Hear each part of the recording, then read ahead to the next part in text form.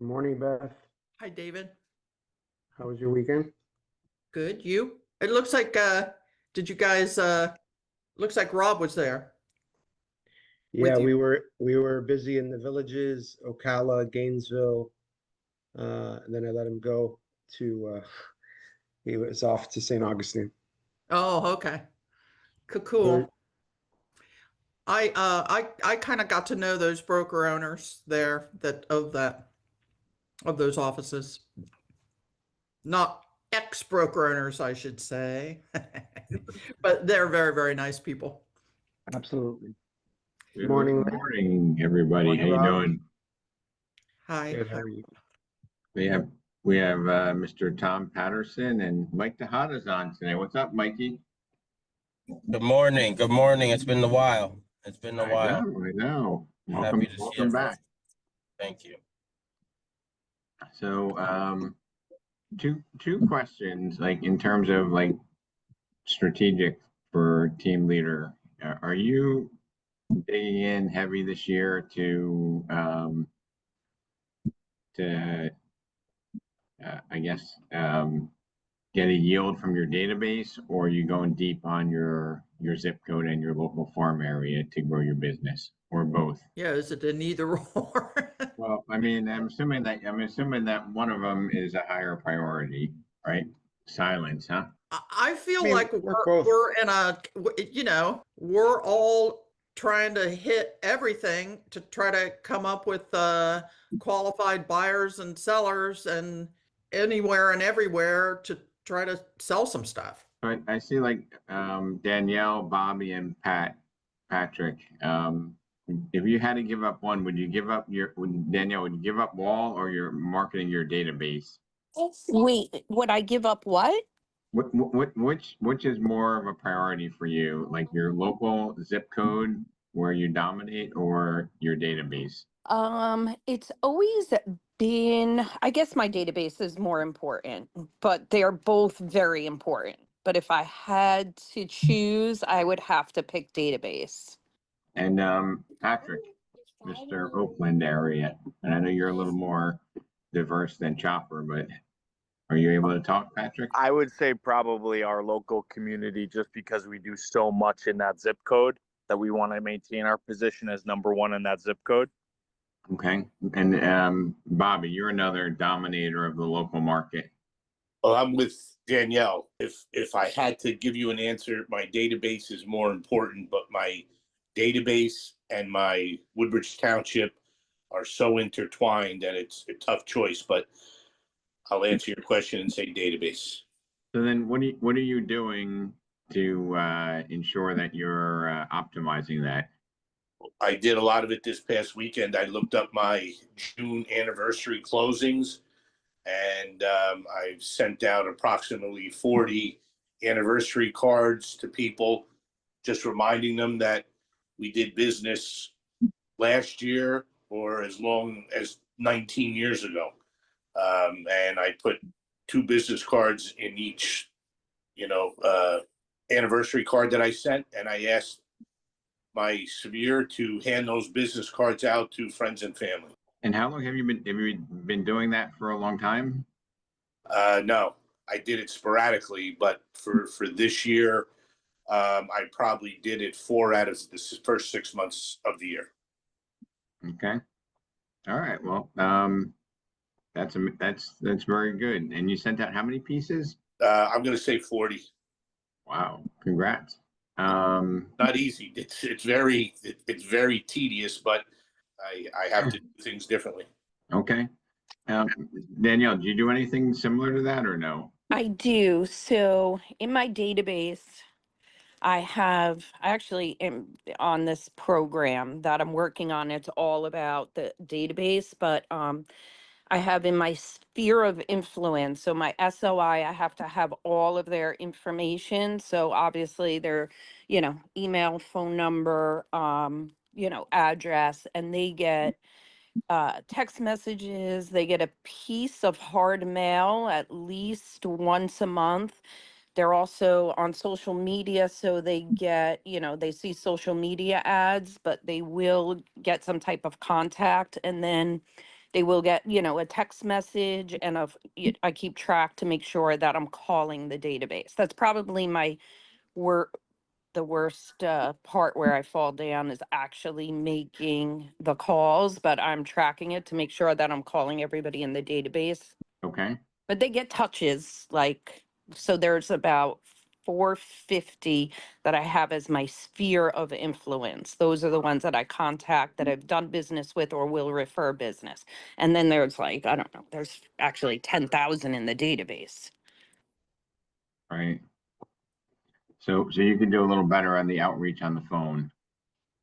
Correct. Now, here's a spin that I didn't see coming, but David Haller, you probably get a fair amount of your business from groups like this, right? Absolutely. So I'm constantly on Zoom meetings. It's my main go-to, and the referrals, like we're talking about touching these people, we do it every month. We send these mailers, something to the referral partners. And so for me, it would be my database. It's not just my past clients. I look at the agents as my clients because they're they're needing to learn how to sell my market, whether it's South Florida or Southwest Florida, and staying in touch with them is a constant thing. But I try to do at least once a month Zoom with different groups. I'm in a group I met from Luxury Forum. I'm in a group I met through R4 originally in Orlando during COVID. That we still meet and talk about things very differently than any other group. And then there's a Florida specific group I'm in that's very, very valuable because we are very clear about the intent, which is what's happening in each part of Florida. And there's so much migration from South Florida to Southwest Florida. Like so many people from Miami are moving to Cape Coral specifically. So that's a whole focus I spend time every week on. Yeah, it's huge. And Mandela, I know you are in 3 states, right? So yours is obviously not a zip code, right? Yes, I'm Delaware, New Jersey, and Pennsylvania. I just got my Delaware license recently, a month ago or so, so I haven't done anything there yet, but Pennsylvania and New Jersey. And how consistent are you with your database? Since it seems like that would be, I'm assuming you follow your clients wherever they go within reason. I do that, yeah. So I try to use our MaxTech Bold Trail CRM. I'm actually getting that perfected now. We've had some glitches over the years with the different CRMs, and this is a lot better. So I'm trying to make sure that all of my past clients have their data inputted in there correctly, closing anniversaries, and so they get birthday messages as well. And I do social media, and I get a lot from referrals from the past clients. So Now, it's just different things that I'm doing. and do you share, with your team members so that they follow what you're doing? Yes. So I do run a mentorship program in our office, 2 different things that I'm doing. So I just got the blueprint from our office to run a regular team. Like I've been a team for a long time, but it's been just me. I'm adding agents now, but I also spearhead the mentorship for our office. So for the newer people that just, either they attend the school that I'm teaching or they just join our office and they need help. So I mentor those people. So they're typically newer people. So I guide them on like 6 transactions, but I do show them what I'm doing and the steps that I take to be successful. And some people graduate, they get their mark and then leave, or they do their own thing. So yeah, to answer the question, yes, show them precisely what I do, how I do it, and they follow. And Bobby, being that you sent out 40 letters, it would be nice if you could find a way to share that with everybody in your office. Maybe even had a little video that you sent out on your iPhone or on BombBomb saying, hey, just finished 41 letters going out to my June anniversaries, so that you can show the agents in the office that you're not just lucky, right? Because I'll bet you, Bobby, half the agents in Avenel don't know that you do that. Well, we're doing one-on-ones and I'm letting them know that I do it. But your suggestion is a great suggestion. I'm going to do it in July I'm gonna do it for the month of July because I'll be able to prepare something and just have a little better presentation, but it's a good idea. Because I think people just think that, you know, you're so connected because you live there a long time, it just comes automatically. You don't have to do anything. And they don't realize that, you know, behind the success is a lot of effort and hard work. You know, I see, you know, Chopper there in his town, everything's named after him. You know, you got a sandwich and a hoagie, and what other things are named after you, Chopper? I got a cheeseburger, a breakfast wrap, a sandwich, a couple sandwiches, the broccoli rabe, the tuna melt, a hot plate, Hot dog. the hot dog. Chopper, when are they going to name the local park after you? I actually have a bench there. Okay, not the Yeah. whole park though. Yeah. And then at the dog park too. So I think, you know, if we can, you know, make bigger effort to let our team members who think that success just falls in our lap know what we're doing, it would be very helpful. And it would be a good thing for them to do. And whether it be, you know, it seems like we're very database biased here. And some of them are, you know, intimately connected, but maybe we try to dominate our zip code so that everybody is afraid to go there. I mean, that's the type of dominance I'd like to see. You know, I think, you know, and some of you are close to that, you know, or maybe even there. I mean, Chopper, you think people avoid trying to grow their business in Oakland because of your presence, or? I've heard it before. I ain't coming there. You got Yeah, so if so they're tied thinking of, up. if they're thinking of like, hey, where am I going to try to build my market? You know, maybe I'll look somewhere else. And that's what I want them to think, you know? And Lynn Schmitz, do you have a geographic area that you want to dominate? Yeah, right now, because we're all gated, I probably get 80% in my community. But yeah, definitely want to get some of the community surrounding. So you want to adopt a community? Yeah. Right? You want to do a copycat list of what you're doing where you are and do that somewhere else. Absolutely. I heard they're trying to change the name from Stonebridge. They're trying to figure out what to call it with your name in it. Schmitzbridge. But they gotta keep Country Club in there, so it's Yeah. not so easy. So from a marketing standpoint, the best job I've seen was Lori Caruso, who, you know, took her area in Jefferson where she lives, and it's mostly direct mail, and I think 4 times a year, like walk in the neighborhood. She took that to a very similar community in Mount Olive. So it's, instead of 398, it was 325. Price point was within like 25,000 average sale price. Age was even similar, like built within 7 years of each other. So it's very similar type of homes, all on public utilities, which isn't common where she is. And she's probably, you know, up to 30-35% market share in that community. And, you know, she's at, you know, 100% or more in the first community, meaning that if there's 2 sides, she's on at least one of those 2 sides more times than not, which is amazing. And the first one is the one where she lives, and she's been doing it for like 5 or 6 years longer. So just food for thought. And we have so many talented people doing so many amazing things that, you know, if you want to do something, let's use this forum to tap in and borrow their success and even make it a little bit better and share it back with them, you know?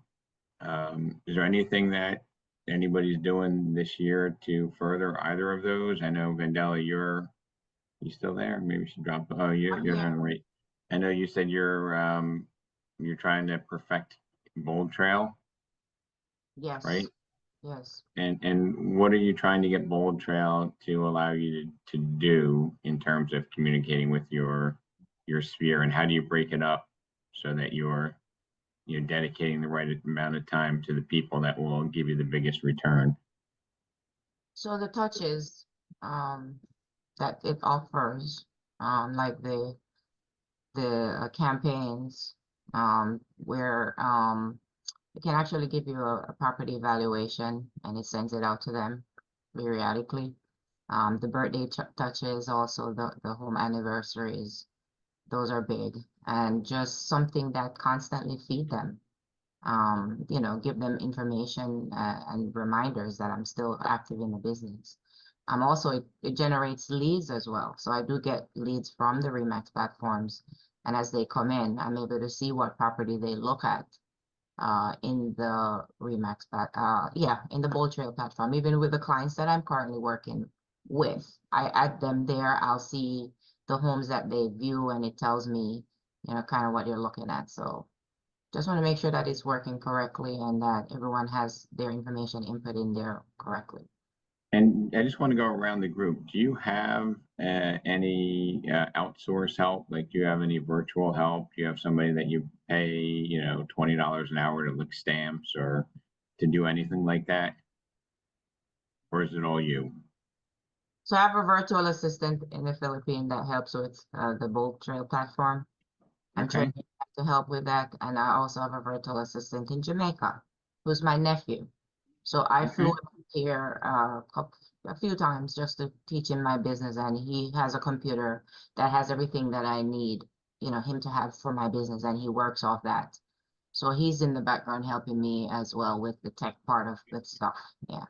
And how many hours do you use from virtual help a week? So right now, from the guy from Philippines, I have him for 30 hours, and my nephew is just whenever I need him. So if I And- need for 5 days, 8 hours, he'll dedicate the time for me. And where did you find your Philippine help? And you might, if I ask you, you don't want to share, don't mind me. But where did you find your help, and how much do you pay? So my desk is what I use. I've used them in the past, and then I'd stop, and then I went back. So when I went back, they offered the guy to me for $5 an hour. So now he's doing all of my social media graphics. If you guys look at my page, you'll see a lot of posts that's not me doing it. It's him doing the just listed, just sold, just leased, and just graphics about my business. And he puts it on my Facebook, my Instagram, and my LinkedIn. And so he's working out pretty good. So I'm training him now on the Bold Trail platform to make sure that he's inputting the data there for me. Yeah, and my nephew is like the manager of everything because he understands my business. He helps me with the transaction coordination and all that. So yeah. Vendela, what about the communication, like responding on those posts? They don't do that for you. You do it, right? I'm responding. Okay, good. Because Yeah, I'm responding. I perfect. have 2 phones, so I make sure that I'm on it. I respond to those things, yeah. Because there's people notice the difference big time. Oh yeah, for And- sure. For sure. Okay, And good. David, do you have virtual support that you use? I'm actually starting with somebody new today that's going to help me with the number of items, but I'm curious to talk to somebody else a little bit. Actually, somebody in the Dominican who's got perfect English that I want to get on the phone. And how about you, Beth? Do you have any virtual help that you use, or do you just work around the clock? No, I don't, but I'm thinking about it. But you know, we do have an awesome office administrator who happens to be my daughter, but she does not give me preferential treatment. I mean, she helps everyone probably more than she should, but she really, really helps a lot and takes a lot off our plates to make sure we get paid our commissions in a timely manner and our files are complete. And I mean, she really does a lot. But I am listening a lot to people that have virtual assistants to see what do those people do and how do you manage them. And the problem I've had in the past when I had a transaction coordinator, honestly, is it seemed like it took me as much time to tell the transaction coordinator to do stuff than it would to just do it myself. And then I'd send stuff to the title company, they would send stuff to the title company, then they'd get annoyed because I don't know. Okay. It's Oh, a, that's a, Can I say that's a good, something about that? yeah, go ahead. To Go help ahead. it Yeah. here. So when I originally started with the virtual assistant, I had to do that. It's like you have to give them a task every day, and sometimes they're just not doing even the task you give them, and you have to be repeating that all the time. So that was one of the reasons why I had stopped using them. So this time when I spoke to the manager, I'm like, look, I can't keep sending the same task over and over every time. If I tell you to do something, you should know how to do it. So they paired me with someone this time who is better than, more experienced, and had worked with other agents in my market and kind of understood what it is that I need. So I've seen the difference since I started. As far as the transaction coordinator, you definitely need somebody here or in your market that's going to understand the different facets of the transaction coordination from contract to close in your area, because each county is not the same task, right? It's not the same steps to get a use on occupancy or a certificate for occupancy. So you prefer, it would be best if you have somebody like within your office that does the transaction coordination. In our office, we do have a transaction coordinator now that does that as far as the contract to close. But yeah, it's kind of tough when you're using a virtual assistant for the transaction coordinator. It's difficult. okay. Great. Well, I just want to go through and just get a pulse for what everybody's doing before we run out of time. Danielle, do you do all your transaction coordination, or you have one of your team members do it? I have a VA. Yes, I do. I have a virtual assistant in the Philippines to help with it, and also to help with Bold Trail and social media. Okay. Lynn? No, we're doing our own. You Right. do, do you feel like that could give you a lift in your business if you could, buy back time to do other things? Yeah, I think it would. Just don't know Okay. where to head. I'm taking notes, so. All right. Well, you got a great group here to pick their brain. I'm sure everybody that's successful with it has failed a few times. If you haven't, then raise your hand, but I doubt it. So that's the expectation, that you'll probably have to fail your way forward. Chopper, are you virtual anywhere, or do you all like US based virtual? No, I got Angie in Columbia. Okay. And then you have somebody in New Jersey, right? Works from Yes, home. Emily. So Okay. Angie does the listing side and Emily does the buy side. And then I have someone in the States that does the social media. Gotcha. Is that Kathy Falco there? Kathy? Hi, how are you? Morning. Good. I have social media being done by a company, and my assistant actually lives in Virginia. She moved to Virginia, so we've been working together still, and it works. Since COVID, we figured out how to do it long distance. She's been with you for a long, long time, right? Yeah. Okay. Michael Gopi. You're on mute, On sir. mute. Yeah, I promoted one of my agents to team manager, and out of the 7 agents, and she does all the transactions. So all onshore, right? Nobody virtual, correct? Yes, I'm sure. Correct. All right. Paul, I'm sure you probably have some virtual resources knowing you. Yes, I do. So I have somebody that offshore in the Philippines that helps me as my team manager with .wu compliance and Woot Lone Wolf.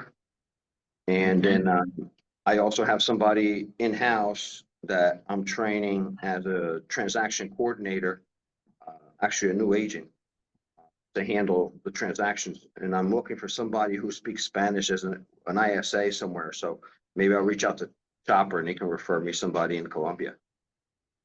There you go. Who's iPhone 9? Is that Sophia? Or maybe It's Ron. Ron. How about you, sir? Yeah. No, I don't use a virtual assistant. Pretty much Ryan and I do all the follow-ups and all the calls. But I mean, As far as social media and my Google page, we're going to be using Rainbox. And what is Rainbox is going Rainbox? to, Rainbox does, sets up all your social media, your Instagram, your Google page, and they monitor it for you. So I met with them a couple of times, and I think we're going to go with them because I think they're really efficient.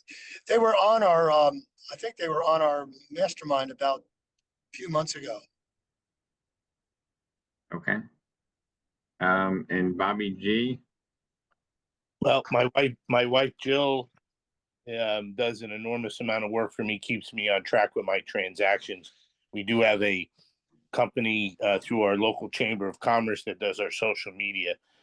But I am listening to everybody and trying to figure out a way where I can get somebody to do other tasks like follow up on showings and maybe doing my anniversary mailers, just like really low level stuff that needs to get done, but I certainly don't like doing it. gotcha. And last but not least, Chief Baker. You're on mute, sir. Sorry about that, Rob. Yeah, I have two VAs, one that's been with me 4 years. I consider them valued members of the team. They do pretty much everything. They know all of our systems inside and out. Everything except for content creation for social media. I do not outsource that at all. I don't believe it should be outsourced. And other than that, they'll put up the posts that we create and the content we create, but they don't create anything that way. Transaction management services, most of it's done through Sisu, so much of it's automated. There's very few tasks for them to do. I think each transaction only has about maybe 4 tasks, 5 tasks for a VA at this point. And is Krista your 4-year person? Yes. And then how long have you had the second one? 5 months. Okay. And the main tasks that like Krista has been doing for the long haul are main tasks. I mean, she does all of the social media posting. She does all of our follow-ups with clients, our agents with showings. She does all of the listing related social media. She does all of the enrollment for ongoing campaigns for our clients. She goes through the database and creates hit lists for people that aren't following up on leads. So she does lead management for us. And she also ensures compliance. So things like we have auto registrations for past clients, and for people who are on the opposite side of the deal for us, we pursue them from the day that they close. She makes sure that all of them are on our lists. And Krista, for the time she was with us, she was very reliable. She like a 98% reliable on showing up for work type of person. She's on every team call. I mean, she literally is a part of the team. She feels like she is. She's so valued to us. And, Rob, Right. I think, yeah, and a lot of people don't know my background. I was the bad guy of the US. I outsourced US jobs for a living for 17 years, as my wife would say, and outsourcing to countries other than the US, right? And the one thing I can tell you, and I'll put in the tune, about 190,000 jobs were under my control. So my experience is, if you want success outsourcing, you have to document. There is no such thing as I told them how to do the task. You need to do the task, record the task, and document it, and then have them do the task from the documentation, and then they update and own the documentation from that point forward. There's no other effective way to do it. I've done almost 200,000 people, and if you're sending something over without documentation, guaranteed they're going to fail. It's going to fall apart. You have to have a process. And do you have any aspirations of expanding outsourcing, or are you good where you're at? I will. Yeah. So my rule is you have to do 16 or more transactions to get transaction services from the team.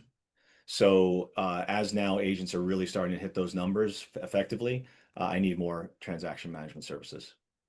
And at what level should the team leader entertain Sisu, or there is no equivalent to Sisu, is there? It's either Sisu or bust, right? Yeah. Well, I think someone has a contract to close has something on the background that's kind of like that. I think it boils down to if you don't know your process or if your process is not documented, there's no way to implement any of those systems. So if you're doing it off of a piece of paper, you're probably not ready. I think you need to be able to effectively document what you're doing and how you do it. Like for us, when we say a buyer, we start at the moment we do a what we call a buyer strategy session, which is really a buyer consultation, to the moment they close, and then the 12 months after. That's our journey, and literally every single step is laid out and how they experience that from start to finish. So if you follow the checklist, the experience is the same for every client. But if you hit 8 team members and you wanted to invest in CSU, it's going to be a little bit of a upfront time investment, right? But It then is. then it's helps you scale as you grow tremendously, correct? Yeah, the easiest way to put it, Rob, is there's people out there who will do CISO implementations for you. If you have a checklist in an Excel sheet, you can hand it to them and they'll have CISO up and running for you in a week. You don't have to spend the time. Everyone will go out and spend $5,000 a month on leads, but they won't go out and spend $5,000 a month on a consultant to lock this thing up for a week to take all the pain away that they're receiving every day. It's kind of a wonky mindset that we have, right? So you could get it up very quickly. Compliance amongst your agents, brute force. It takes a lot of effort to make agents do the things they're supposed to do, and it's constant reminders. There's no magic elixir for that. Great. All right. Well, I think this again was helpful, mostly because of all of you and sharing. I appreciate that. And Mandela every Monday at 8:30. Thank you. Right. I'll be there. You're welcome. You're welcome to join, and we appreciate your opinion coming in fresh to the group. So thank you. Nice to meet you guys. Thanks for having me. Meeting you. Bye, everybody. Have a productive week. Thank you. Bye. Rob, What's up there, Ben? How you doing, buddy? how's it going, dude? Good. Is your brother joining us? Yeah, he should be with us in a few minutes. How was your weekend? Had a good Father's Day. Thank you. And you're a dad as well, right? I am, yeah. Happy Father's Day to you. Thank you. So while we're waiting Appreciate for Seth, you want to hear something really freaky? Yeah. So I'm going to open houses in St. Augustine, right?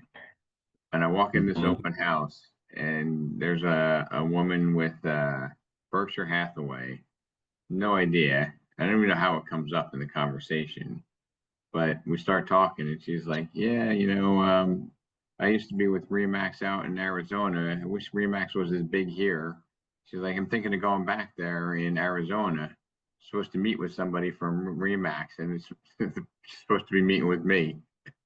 And I just randomly across the fucking country randomly walk into her open house on a Sunday. That's like so that's so weird, man. Just like, how's that office out there? St. Augustine? No, the one in Arizona. We have about 110, 115 agents, something like that. I would say it's probably like 3 offices it's like 3 plantation offices, or 3 Pembroke Pines type offices. Yeah. They're good offices. That's good offices, but not killer. Yeah. While we're waiting for Seth, I wanted to talk to you about these new offices that you acquired. Yeah, hold on. Let's see. I would like to go. Hold on. We have Nicole. How are you? Good morning. Good morning. Do we have a Zoom with David? I know he's jumping on. He told me to just jump on. We're actually getting ready to leave the hotel in Orlando now. Can we do it at 9:45? Excellent. Yeah, that would be better for me. We're just, like I said, we're wrapping up and heading out. Good. Hope you had a great trip. We did. We had so much fun. Thank you. Good times. All right. I'll catch up with you at 9:45 sharp. Thanks, Nicole. All right. Thanks. All right. Bye-bye. Bye. All right.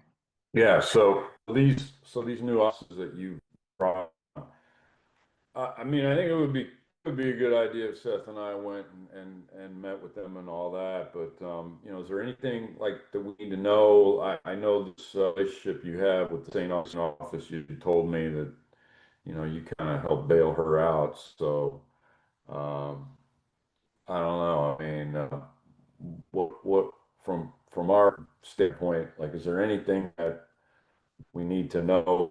Do we even bother? I would like to, but you know, I just kind of want to know from you, like what we're So up against. what would be really helpful for the offices? You know, I have there's the two with David Howler in the Villages and in Panama City, right?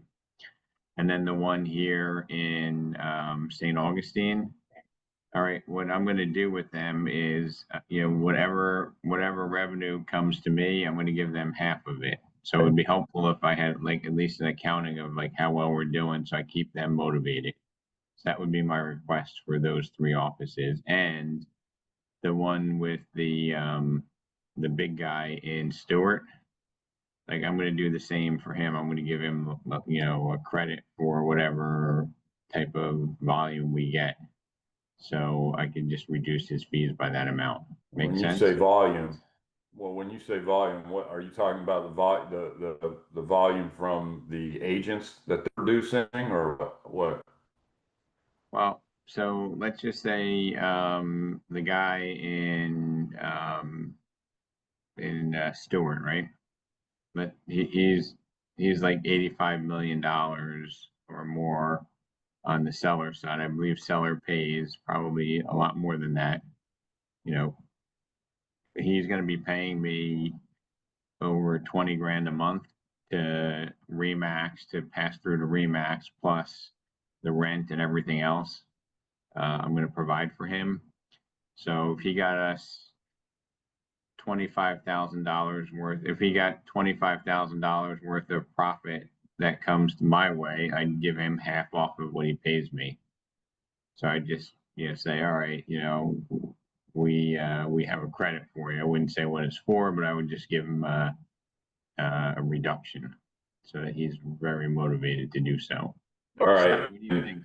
Well, I kind of missed the beginning of what you guys were saying, but So Ben was asking about the new offices and, you know, going out there, whatnot. I said that the girl that hopped on for a minute, she's going to be the manager in Panama City. You know, we're going to, you know, basically tell them, look, you have to promote our affiliate, and you know, David would get some of that revenue, and Sierra will get some of that revenue since, you know, I bailed her out. And if this deal with Patrick comes together, that would be massive. And it's looking good Okay. so far. all right. Sounds like a plan. So, I mean, it's easy for us to track what they give us, so it's not a Yeah, problem. I find if we, you know, give them like the report timely each month, it keeps them motivated. Okay. So how was new incoming business in May versus prior year? I mean, the prior month, not year.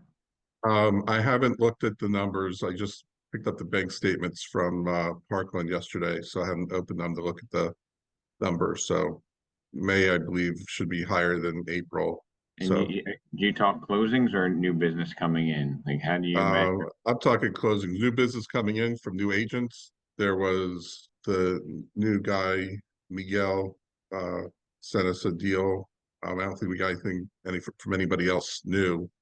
You know, we've kind of, Ben can touch on this more than me, and that's part of what we wanted to talk to you about. We've kind of reached a plateau of where we're at with Remax Select agents. Yeah, we've touched base with every agent multiple times, where you have problems with some agents that, you know, will not even take Ben's calls, so we can't even speak to them. You know, then agents that have previous relationships that we're having a problem breaking through to even get them to give us an opportunity. And And then others just like to use us for rental and not reciprocate. I guess I'll ask Ben first and not, yeah, and then Seth, you can chime in. How can we do better at facilitating these relationships, and how much of an obstacle is Elizabeth? Well, first, I think Seth and I both agree. I mean, we understand your position with Remax and how busy you are, but truthfully, we need more from you with some of these agents. And I can tell you that, you know, one of the first conversations that I had with you last year was, I said, you know, what we want with this operation is we want all title companies to look at the front door of a Remax Select Group and say, there's no reason for us to even bother because luxury title is embedded and these agents basically use it. That's the whole idea, right? Now, look, it's easier said than done, especially when you're coming on board with Remax agents that have been in the market for many years, that have established relationships. But, you know, I don't want to sound like I'm a little whiny bitch, but I can tell you, like, the first thing that sticks out in my mind is Lynn Schmidt's situation. Look, I understand she's a big hitter. She's got a nice team. She does all that. But there's absolutely no reason why she should have any other title company coming to one of your offices, our offices, hosting any kind of class or training. And yet she did that. She flat out did that, and I told her about it.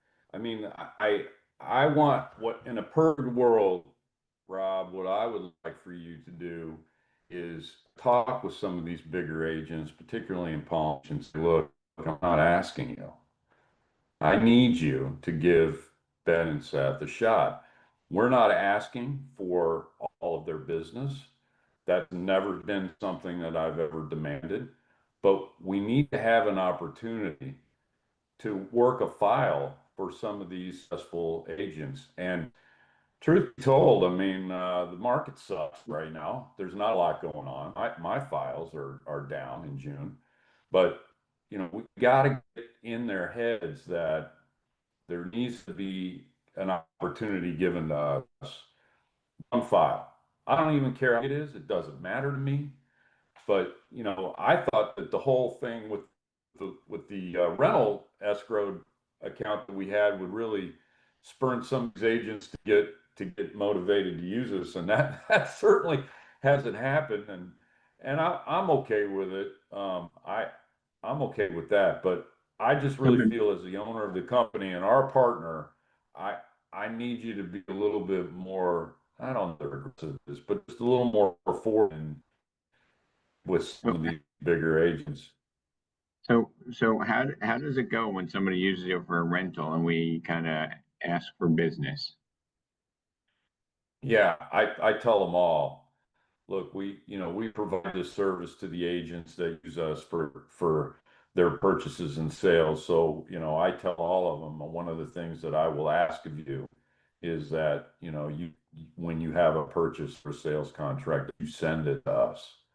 You know, you have to give us an opportunity. We're doing this as a favor for you. And so that's what we're asking in return. And of course, everybody says, oh, yeah, no problem. But one of the reasons why I asked for all those listings in Palm Beach is because, like the Vasquez, for example, you know, she does a lot of rentals. Well, one of the things that I discovered was she has a lot of listings. Now, they're not big, a lot of over 55 stuff. But you know, I called and I had a conversation. This is where the attitude kind of is. She's a very nice lady. I had a conversation with her, and the first thing she asked me is, "What's your settlement fee?" And I wanted to say to her, "Honey, it shouldn't matter if my settlement fee is $5,000. We've done 4 or 5 rental escrows for you. You can give us business." More. Now, of course, I didn't do that. That's the whole thing. We have this conversation with them, and who knows? Who knows whether Martha's closed the deal? I can't tell, but haven't gotten a contract from her. Does have multiple listings, so you know, just we're Seth said, we're stuck right now. You know, we're stuck because producing a lot. There's not a lot of business. And on top of that, we're stuck because we're not getting we're not even getting a look. I mean, I can't even get the Leps on the phone. I can't get Lynn Freeman on the phone. I can't get some of these people or are out there doing what some get them on, right? It's been like that.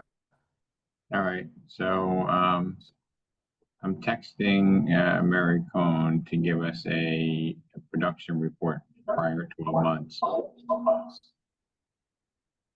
So I want to add something to what Ben just said.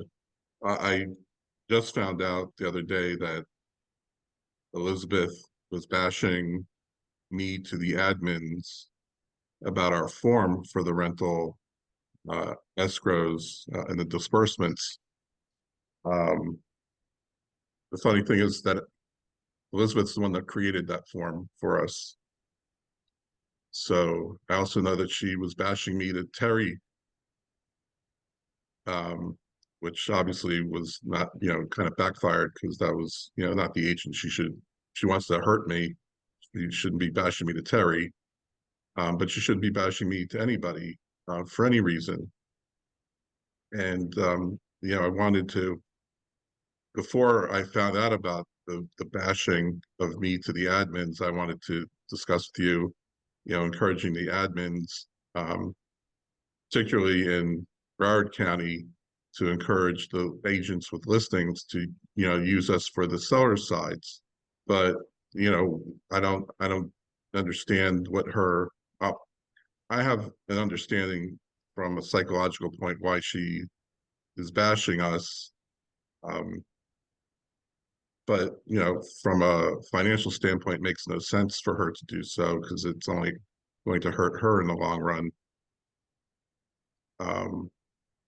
But I mean, my opinion is that, you and I had this conversation about her feeling like she's in control, and, she can't really get a handle about the, luxury title is a separate and distinct entity from Remax Select, and she has absolutely zero say in what happens with luxury, and that bothers her.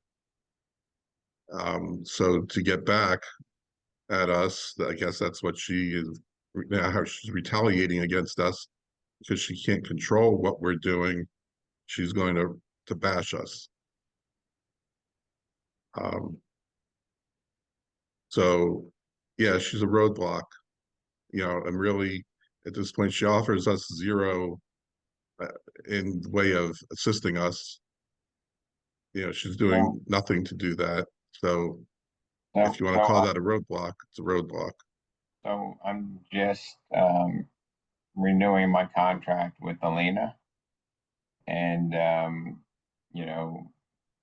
mortgage, title, recruiting are the three pillars for her to make more money, the three levers.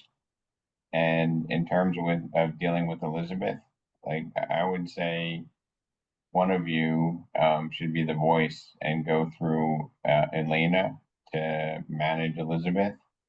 And in terms of like the admins, maybe we can do a contest for, when an admin gets a new agent to use, the title company would do something for them. The admin that gets us the most, maybe we can do something to that effect so that we inspire them.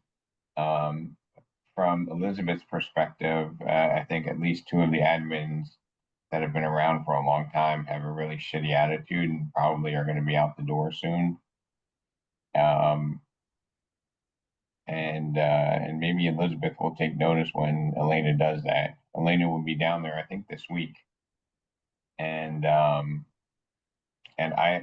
know early on, I think it was you and I, Ben, I said, if you give me a few people a month or a week, like I could start to work on a few of them, right? I can't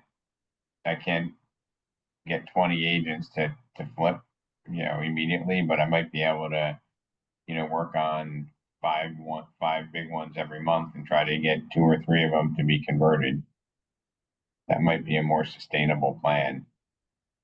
Yeah, I mean, look, just a couple of things that I want to ask of you very simply is when you have conversations with any of these agents, I think that in the conversation you should just again tell them, look, when I need your support with this title company, please send Ben and Seth a file. Just one, let them show you what we can do, every time.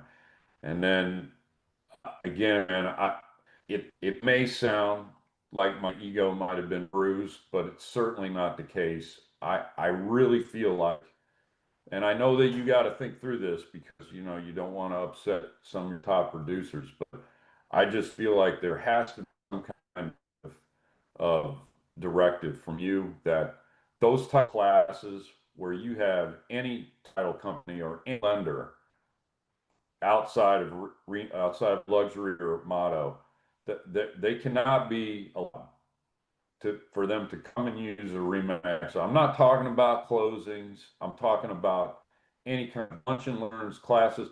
That just cannot happen. If we're going to try to make this thing go, these agents have to understand that you might have a relationship with somebody else, but you can't be bringing them in here. That can't happen. And it really hits me off because, Seth and I, swear to God, maybe 2 weeks before that class happened, we did a breakfast lunch and learn with that Schmitz group. And we had a great time. And I thought to myself, wow, we might have made some inroads with these folks. A week later, I find out they did another one with another real estate attorney. It frustrated me, man. And I just know that, you being the guy running operation, I feel like if it came from you in a company-wide email or something, it might go a long way. It might not, I don't know, but you know where you stand with other vendors, other title companies, other lenders. Let me add on to that. We had previously talked about doing some sort of incentive for agents to use us. And I talked to you about transaction fee, and you wanted me to get some information regarding violation of RESPA. And there is no language that specifically that's going to appease you to tell you that you run absolutely zero risk of something coming back at you. But every company does it. My underwriters don't understand why you're not doing it. And it could be framed in any way. What other companies do it, just out of curiosity? Carl Shores Realty does it. United Realty does it. I can't tell you specific names of others, but I know that they do it. Other RE/MAX offices do it. I believe the RE/MAX up in Coral Springs off of the Sawgrass Highway, where Laura Sanders is? Martinelli, they do it. Laura Sanders. Huh? What's that? Go ahead. What was that, sorry. Ben? He mentioned Laura Sanders. That's funny that he knows her. Well, that's the office she's at. So, there's other creative ways of doing it, but, we can assist, because there's agents that we assist with marketing. Look, Lisa Malservisi is doing a mailing that we're helping her with sending out, stuff. Agents that are my agents, we do some co-marketing with them. I bought Judith McKenna pens. So there's things that we can do to, kind of those things, the marketing things are not violations at all. So, we need to just let these agents know. I mean, because the bottom line here is how much money we can put into their pocket, or what incentive can we give to them you know, that to use us. I'm pretty sure, and I know for sure, because I told you about this guy Gaffrey, the company that he uses gives him 25% of their net for marketing. Not like, and I'm not, I don't want to know that, and I don't want to be, well, I guess if they're doing it for marketing, but it's kind of sketchy the way they talk about it, right? Well, the way Guy Gaffrey talked about it, it's sketchy. But the way it's done, you know, like when we co-brand, because it's like like what I'm doing with Lisa, you know, our logo is going to be on it, and we're sharing the expense of it. There's nothing wrong with doing that. Yeah, that's true, Rob. As long as we're not spending money and we have a go on it and they do, we're fine with that. Like, well, I'm not talking when we do that, not paying an agent directly, but paying whoever they're paying to pay for the marketing stuff. You know, we're contributing toward it. There's nothing wrong with doing it as long as we're a part of the marketing itself. So we appear on it, and therefore, you know, we're paying for our appearance on that. Has Lauren Lispy ever given us anything or no? Excuse me? Has Lauren Lispy ever given us anything? No. Seth, talk to him about the contract too. Say that again. I have a problem hearing you, Ben. Talk to Rob about contract. You guys spoke at the same time. Talk to him about the contract? Yeah, about putting our info on the Remax contracts. Oh, okay.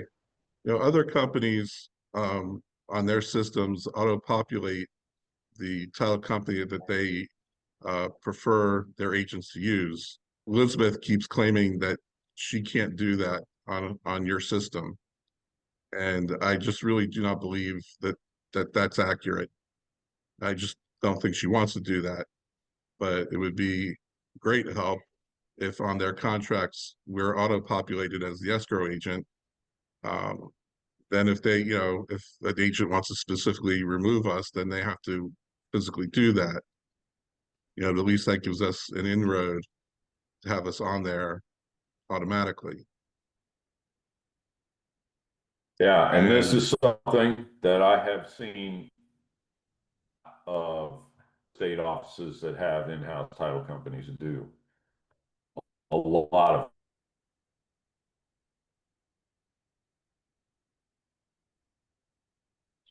So If you could look into that, Rob, that'd be great. So Ben, can you hear me? Yeah, I got you. So Ben, I'm not trying to cut anybody out, but I think we should have one person that goes to Elena, and Elena, you or Seth and I meet at least once a month to figure out how we can move this thing along. And the administrative piece, I throw my hands up because I'm like, you know, if I touch it, I own it, and I want Elena to fix that for me. So is Ben the right person to have those meetings and maybe once a month? What's it, the four of us get together? Or maybe it's even Absolutely. the five of us with Elizabeth. Because I mean she's, you know, she has a lot of influence or negative influence, right? Yeah, I mean, I personally don't really want to be involved with her at this point. If she can have an attitude shift and be on our side instead of being against us, then I would appreciate her being a part of any meeting that we have, because it would be productive. But I'm not feeling her support. So if somehow you or Elena can get her on board and get past whatever she's doing or not doing, and, you know, get her to be part of the team, then I welcome that. Or maybe just giving her the ability to understand that she's not in any way over this operation. I think that's honestly the problem. I feel like as you know, like most women in my position, a pretty large ego. I guess men too, right? I can't say it's just women, but I feel like she's got a really large ego. She's certainly, with her comments to these other agents, I've heard, you know, lead me to believe that's the case. And I feel like maybe it wasn't ever really explained to her that she doesn't have really any control over what we do. Now, with that being said, I did do a class for beginner agents, and I did inform her that was my fault. That didn't help the relationship. Wait, you But did I do a class? apologize to her. Wait, what did you do, Ben? I contract a closed class for some agents, and I did not inform her that I was going to do that, only because it wasn't a company-wide thing, and in my head, we were just going to one office and meeting with like 3 agents. But she found out about it, and she was very upset. And, you know, I told her, and even set in writing, that'll never happen again. But bottom line, you know, I just, I need her I need her to just, if she's going to support us, she needs to just leave us alone. And you know, the email that she sent us, I mean, it's obvious she's got a problem. So yeah, but I'm opposed to working with her. So if she can get her shit together and be normal and be cool with us, then I'm fine with it. But if she can't, I need her to leave me alone. Because the negativity from the other from her with Seth, you know, the things that she said and written in emails, I had, and it's kind of sad, really, but that's just how she is, I guess. Yeah, You and sound a little basically, bit. You sound a little bit like Darth Vader. I don't know if we have a bad connection, but I'm hearing most of what you're saying. And what I want to do is, I have that report coming to you. Do you have like 10 minutes tomorrow at 10 o'clock to meet? And I also sent the text to Elena. I am she's going to here. be. You're When Ben's you going to say, Orlando tomorrow. yeah, I'm going to Orlando. I've got closings tomorrow morning with Amanda. So the meeting, I couldn't make that meeting, but Seth could probably. Okay. David, are you're here to meet with Nicole? David? David. He's not on yet. Yep. All right. So you want to do it at 3 o'clock today for 10 minutes? Yeah, 3. All right. And then you know, I think, you know, when you tell me stuff and then I repeat it back to Elena and then it goes to Elizabeth, I think if Elena gets it directly from you and Elena's new contract with the company through my coach Wayne is significantly leaning towards our ability to improve capture rate. We need to figure out what numbers we need to plug in there. I mean, what are we at now? Like 10%, 20%? Or you have no idea because you don't even know how much business we're doing. How many agents you have? Huh? I don't know how many agents you have. 260, 250, something like that. So I'd say we're probably at 5%. So why don't we look at the number of closings that we did? You want to look at in May or April and May and just measure Yeah. it so we have a starting point? Absolutely. It's very simple to do. We can look at that.